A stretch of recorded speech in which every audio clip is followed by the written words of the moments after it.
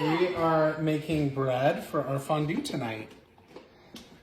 We have a really great French bread recipe that we've enjoyed over the last few months, and we are making 4 loaves, so there'll be plenty of bread for the fondue and for anyone who doesn't want fondue and would rather have it with their charcuterie. Mom, come over here and check this out. Ooh, sticky. Yeah, you gotta get some, fill that hole, honey. Yeah, there's a Can I big show hole you? on the side. So I here's got what- it. Look, we gotta, see how there's a hole there? Oh, I got it. So I got it. we're gonna get some Well, here. But I prefer And then you regular just- camera. Very good, okay. Now you need to use the flat side, please.